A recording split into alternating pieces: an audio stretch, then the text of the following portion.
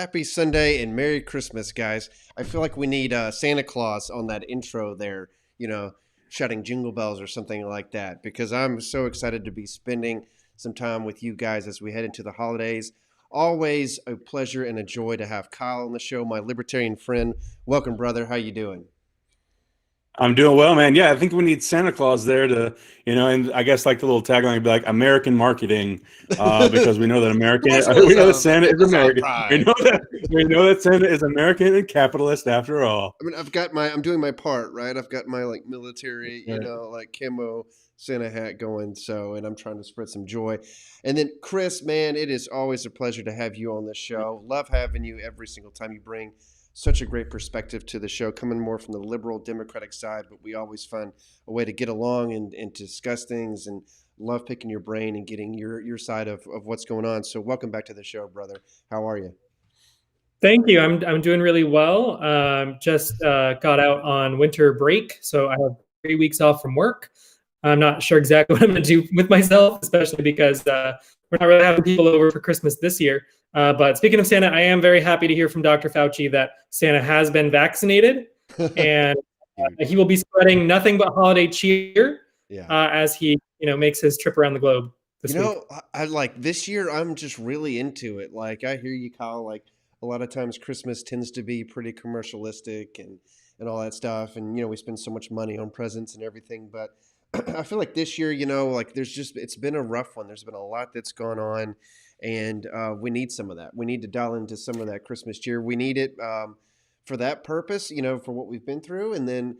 We're always talking If politics on this show, and I think it's a time to kind of set that aside a little bit and find some common ground and celebrate, the new year coming and all that together, So I'm very excited. That's right. Yeah. If ever there was a year to indulge in buying each other nice, big, expensive things, this is the year. We've all had a bad year. It's all been a tough one. And listen, the economy needs your help. Yeah, Go spend some money. that's a good point too, and get out there because I feel like they didn't, from what I read, Black Friday and during Thanksgiving and stuff, they really didn't get what they expected. So, and I know a lot of Sure. people are hurting. So now is the chance to get out there and Mm. volunteer, work at some charities, things like that. Just, drop some packages off. And for people, I got to tell you guys, I mean, even with all this going on, like just being joyful, there's still so much that you have to do that in spite of to counter where I work, my boss and several of the people that I work with have all tested positive in the past week. Thankfully, I haven't had any symptoms or things like that, and I wasn't that close to them in the days whenever they did have to go in. But several of our folks have had to get tested and all that stuff. So it's still very real having COVID out there and the struggle with it and all that. But we have been following the news pretty closely on the vaccine. And I know it's still going to be weeks, months before that's really available. But that's something that I look forward to talking to you guys about. Chris, especially, as the Biden administration starts to roll this thing out, as the Trump administration kind of starts to leave over the next few weeks is kind of what we anticipate. I'm be interested to get your take on this, and then I'll give you the conservative side of how do we get to a point with this vaccine where we start to see it as, a good thing. Is it a good thing? What are the dangers to it? What are people thinking about it? Are they skeptical? And how do we actually start to get past this COVID-19 crisis and pandemic in the midst of that? We got to find some common ground here. So I'm looking forward to that with you. Have you read anything about it? Or are you just starting to look into the vaccine? Is it something that you would take and encourage your kids to get, or what do you think? Oh, absolutely. I'll take it the moment it is available. That's all I want for Christmas is the vaccine. Yeah. But yeah, I think that seeing politicians, especially Republican politicians, taking the vaccine publicly is really good for promoting the benefits of it and the importance of getting vaccinated. So I was very heartened to see many on both sides of the aisle who have decided to publicly take this vaccine. I know there's been criticism from some, especially on the left, saying, why do these guys get it before anybody else, especially when they're part of a party that to some extent has kind of pushed some misinformation on the virus. But at the end of the day, it's about setting an example, and I think that's exactly what we should expect from our leaders. Yeah, I mean, so where yeah, you said it perfectly. This is where that bipartisanship should come out. I mean, You've got Pence taking it, very publicly. You've got Biden and Harris and all that stuff. It's one of those things where we need to come together. And I do believe there still is the risk and things like that, and people take it. There's been a few isolated cases of someone getting sick, and just like any vaccine. I mean, I can tell you I've taken the flu vaccine before, and then within a few days felt terrible, So there is a risk, but at the same time, this is something that they've been working on since the beginning. I mean, I was listening to reports and panels and stuff like that from top doctors in the country back in January and February, and they were talking about this and how they start to develop it. So I look forward to that. I look forward to, to getting past this and hopefully finding something that, again, liberals, Democrats, conservatives, Republicans, libertarians, all of us can jump in together and say, hey, this is a good thing, and kind of celebrate getting past it. It doesn't bring people back, and that's the hard part, but it definitely can make the future a little bit brighter from what we've been dealing with. Talking about bipartisanship, we didn't post a whole lot this week just because, I was getting ready for Christmas myself and buying presents for my family and all that. But I did throw out one post here a couple of days ago. We got several comments on it, and it was about someone who unsuccessfully ran for president in the Democratic nomination, but is still making headlines even as she appears to be on her way out. And that is Tulsi Gabbard from Hawaii. And I thought this was fascinating, and I can't wait to get your takes on it. Who apparently is introducing bills that are more what you would consider of a pro-life nature. And that's just a really big cause and issue for me. I know for a lot of conservatives, it's been a big one when you get to the Supreme Court justices that Trump nominated. And most people believe that they're very pro-life, and that's been like a huge win on the conservative side. So that's kind of speaks to my heart. But it's interesting coming from a Democrat. Now, she's always been kind of like her own person and a bit of a lone wolf, going against the Clinton administration or, the Clintons, even more recently, going after Hillary, that type of thing. So fascinating to see her do this. But Kyle, so it sounds like you kind of had a perspective on this as well. Did it, as someone who's pro-life as well, what was your take on all this, brother? I'm really excited, man. I've actually for a while, as someone who is not a leftist, although not exactly a right winger either, definitely on that more libertarian streak. I was watching the Democratic debates, and in my mind, she seemed like she was making the most rational points, the most common sense points. She's the only one who really seemed like she had a plan and could articulate it well. If you remember, she's the one who pretty much put the nail in the coffin for Kamala's run, calling her out for the prosecution of marijuana. So, she's had no problem ever kind of bucking up against the trend of the left-wing Democrats for sure. And I think that's what you're seeing here. She is, she's a lame duck congressperson right now. She is in the final couple of weeks of her term, didn't run for re-election as she was running for president. And so it's really interesting to see here in these final weeks of her term, she's putting work out there. She's got 4 bills that she's announced this past week, and all of them are in pretty sharp contrast with the narrative and the talking points of the left wing right now.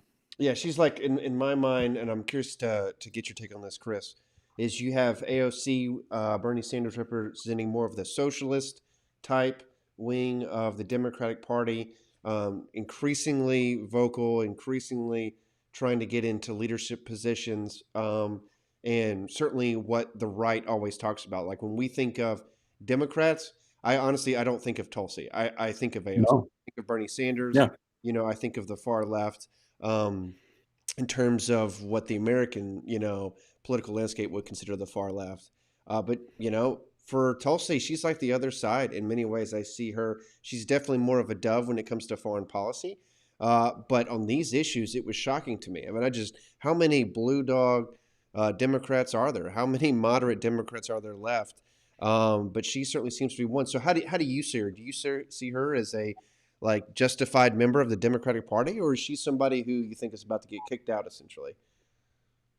Well, I don't see her necessarily as a moderate Democrat. Really? I think that, like you said, she is very much her own person. And I thought the contrast between her and Kamala that you brought up, Kyle, was very interesting because I think Tulsi Gabbard has flip-flopped on as many issues as Kamala Harris has, and especially on this issue of abortion. At the beginning of her career, she identified as a pro-life Democrat.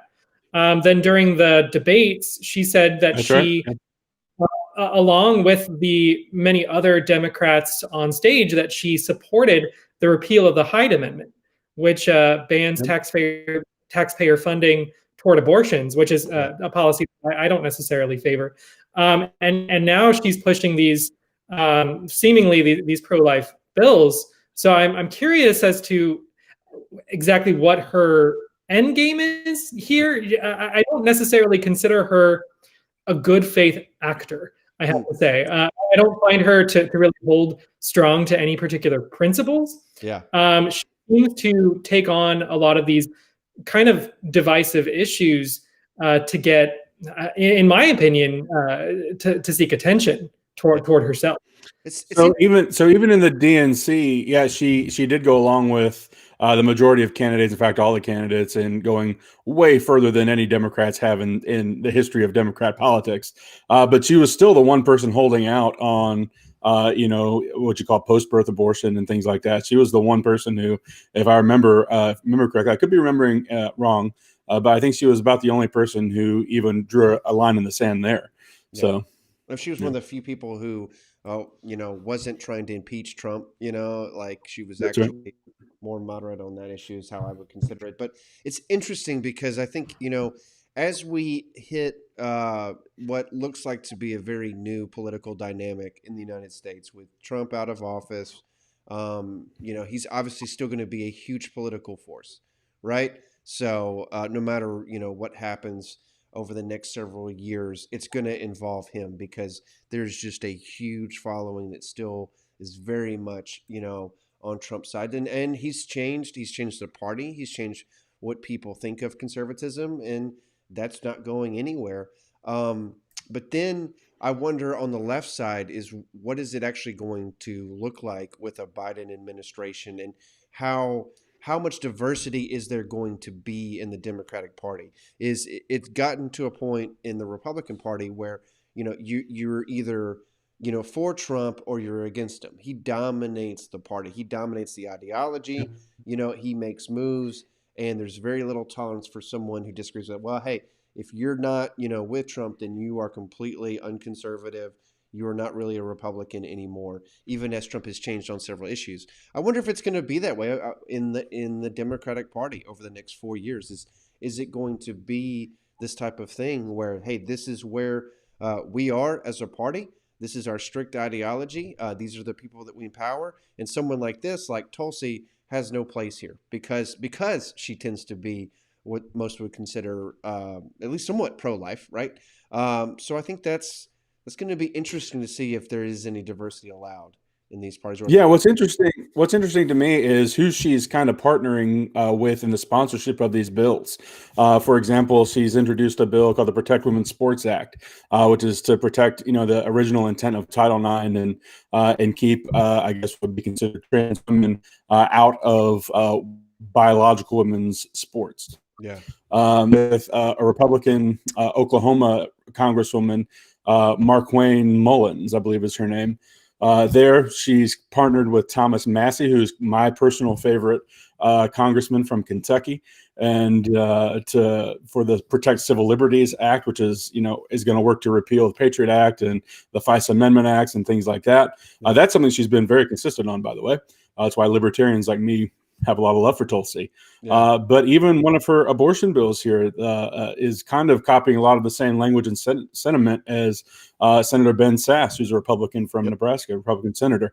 So I think what you see, and what's interesting about Sasse and Mullins and Massie is that those are all three ideological Republicans who have drawn the ire of the MAGA folks. So these are not Trump Republicans, right? These are kind of independent thinking Republicans. So, I think that she could be making a way for some middle ground, her and some people on the left, more moderates, kind of on the outsides of the Democrat Party right now, along with some of the non-Trump Republicans could be trying to form some sort of third party middle ground. Yeah. I guess, my Christmas wish when it comes to politics anyway, it is that we start to get to a place where we focus more on the issues than the particular person, right? Is if this is a flip for Tulsi or not, on this particular issue, whatever. I just appreciate the fact that this, to me, is something that I can agree with. I mean, she's talking about trying to prevent abortion when a fetus can feel pain. I mean, isn't that something that many people can get behind and support? And even if we have to make caveats, for the life of the mother and things like that, like that's a conversation that I think is a good, healthy conversation. When we talk about transgender rights and okay, if a person wants to have these procedures, that's up to them. But then when it comes to athletic competition, we want to make sure that there's not like a built-in biological advantage. That's not taking That's away right. Yeah. the pronouns that you want to use or whatever. Can't we have that conversation and discuss it as opposed to, hey, I'm for this guy, and if you're not for him, then you're not American. Or, I believe, this particular issue, and if no one, is behind me on it, it doesn't matter, right? Like, let's get to a point where we start to barter and exchange and compromise, because that's the fundamental, like, Yep. system that we have as a republic. And so I hope that happens because, something like this with Gabbard, like I wish her well, in this, like Democrat, Republican, I really don't care. To me, it's a good move. And, and I want to respond to that. The same thing if someone makes a bad move, even if they're a Republican and they start to say things that, are completely ridiculous. Like I want to distance myself from them. So I hope we can get to that point. I definitely feel it with you guys. It's like we can agree on certain issues and not others, and that's fine. And we have that discussion, but it's not personal. It's not this kind of thing where because we disagree on 20% or 30% or whatever it is, therefore I have to hate you, right? That kind of intolerance, Yeah. I just think needs to go out. So anyway, that just brings back to the holidays and agreeing on the fundamental things. Make that personal. Make the fact that you care about people personal. Make the fact that you want COVID to be over and you want people to, be guided out of this crisis. That's something that I hope we can all get behind. So anyway, what do you got? Last question for you guys is, what do you got planned for Christmas? Are you guys cooking anything? I know I'm about to smoke a turkey. That's what we always do for Thanksgiving and Christmas is we're going to load that thing up with all kinds of like dressing and oranges and cranberries, all kinds of crap. And then I'm going to smoke it for like 8 hours. So how about you guys? Chris, what do you got? Any traditions that you're starting up this year or changing, or are you just going to do the normal thing? What do you got? We are kind of playing it by ear this year. Despite my appearance here, I have not been as into the holiday season as you guys have been. We're all in. Yeah. We're definitely going to be distributing gifts to friends and family members, but we're not having any kind of gathering. So the food situation, I don't know. We actually haven't talked about that yet, but yeah, I guess all right. Something to think about. So you got some homework for yourself. Now I found you something to do while you're away from your kids from school. How about you, Kyle? What do you got, buddy? Yeah, we're just keeping it simple. All our family lives pretty close by, so I'm gonna also get up my smoker. Gonna throw probably a rib roast on there, maybe a tenderloin, and get after it, man. It's gonna be delicious. All right, we'll take some pictures and then we'll show it on our next show. So we'll be back here next Sunday night, same time. Thank you guys so much. Love the conversation. Yeah. Great stuff that we're talking about, and I mean, look how far this show has come. And like we've been saying, I really see us as a testament of what can be, of the type of conversations that American can have as we start to move forward. So hopefully you enjoyed this. Take a look at our website, theberkinconservative.com, and our Facebook group. You'll see this episode and our previous ones. And if you've got comments, questions, looks like we had about 5 or 6 folks watching live. Feel free to message us anytime for any one of us, and we'll be happy to discuss it on the next show. So thanks, guys. Merry Christmas, and I'll see you in a week. Sounds good. See you then.